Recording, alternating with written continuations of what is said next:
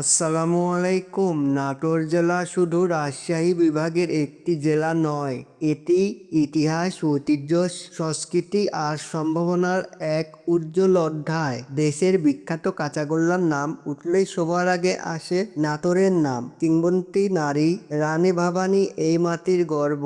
ঐতিহাসিক দিঘাপতিয়া রাজবাড়ি, বর্তমানে উত্তরা গণভবন, আজও ইতিহাসের সাক্ষী হয়ে দাঁড়িয়ে আছে।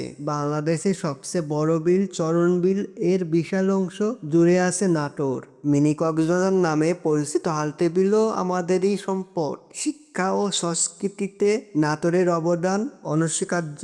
রাজশাহী বিশ্ববিদ্যালয়ের স্বপ্নদ্রষ্টা মাদার বকশ ছিলেন নাটোরের কৃতি সন্তান। দেশের প্রথম জাদুঘর বরেন্দ্র গবেষণা জাদুঘর এর প্রতিষ্ঠাতা শরৎ কুমার রায়ও নাটোরের মানুষ। জাতীয় ক্রিকেটার তাইজুল ইসলাম, কৌতুক অভিনেতা আবু হেনা রনি, কণ্ঠশিল্পী ফরিদা পারভিন ও সাবরিনা রহমান বাঁধন সবাই এই মাটির সন্তান। দেশের উল্লেখযোগ্য পরিমাণ রসুন উৎপাদন হয় নাটোরে।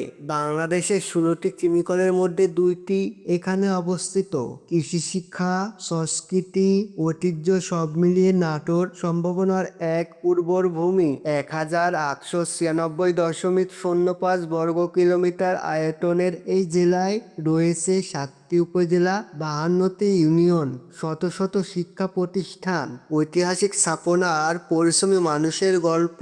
যারা নাটোরকে ছোট করে দেখে তারা হয়তো এই ইতিহাস জানে না। নাটোর মানে গর্ব, ঐতিহ্য আর আত্মমর্যাদা।